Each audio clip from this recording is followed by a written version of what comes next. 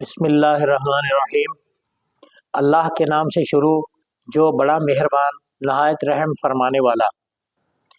روح البیان شریف میں ایک روایت موجود ہے کہ نبی کریم صلی اللہ علیہ وسلم جب اللہ تعالیٰ سے ملاقات فرمانے کے لیے تشریف لے گئے تو آپ نے جنت کی سیر فرمائی۔ جنت میں آپ نے 4 نہریں دیکھیں۔ ایک نہر صاف شفاف پانی کی ہے، ایک نہر دودھ کی ہے، ایک نہر پاکیزہ شربت کی ہے اور ایک نہر شہد کی ہے۔ حضور صلی اللہ علیہ وآلہ وسلم نے حضرت جبریل علیہ السلام سے حکمت کے لیے فرمایا، جبریل تمہیں پتہ ہے کہ یہ نہریں کدھر سے نکل رہی ہیں، کہاں سے جاری ہیں؟ جبریل علیہ السلام نے عرض کیا، حضور علیہ وسلم مجھے اس کی خبر نہیں۔ ایک اور فرشتے نے عرض کیا، یا رسول اللہ صلی اللہ علیہ وسلم مجھے پتہ ہے کہ یہ کہاں سے نکل رہی ہیں۔ وہ نبی کریم صلی اللہ علیہ وآلہ وسلم کی معیت میں ساتھ گیا اور ایک جگہ رک گئے تو آپ صلی اللہ علیہ وسلم نے دیکھا کیا؟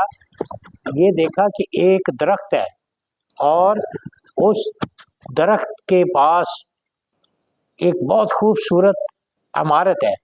وہ درخت اس عمارت میں ہے اور اس عمارت کو تالا لگا ہوا ہے، قفل ہے۔ حضور صلی اللہ علیہ وسلم نے فرمایا کہ اس تالے کو کھولو۔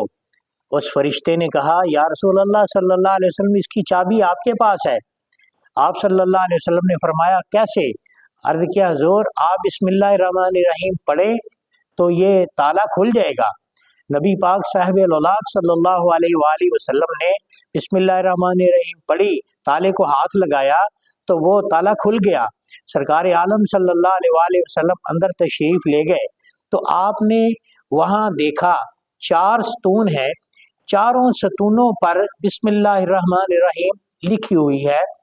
ایک ستون جو ہے اس پر لکھا ہوا ہے بسم اللہ الرحمن الرحیم اور اس کی میم کے نیچے سے ایک نہر نکل رہی ہے، وہ صاف شفاف پانی کی نہر ہے، اور دوسری پر بھی بسم اللہ الرحمن الرحیم لکھا ہوا ہے اور دوسری لفظ اللہ کی ہاں کے نیچے سے نہر نکل رہی ہے کہ جو خالص دودھ کی نہر ہے، اور ایک ستون اس پر بھی بسم اللہ الرحمن الرحیم لکھا ہوا ہے اور وہ لفظ الرحمن کی میم سے نکل رہی ہے، اور یہ پاکیزہ شربت شرابن طہورہ کی نہر ہے۔ اور چوتھی آپ نے دیکھی نہر، اس ستون پر بھی لکھا ہوا ہے بسم اللہ الرحمن الرحیم، اور اس ستون پر بسم اللہ لکھا ہوا ہے، اس کی الرحیم کی میم سے وہ شہد کی خالص نہر نکل رہی ہے۔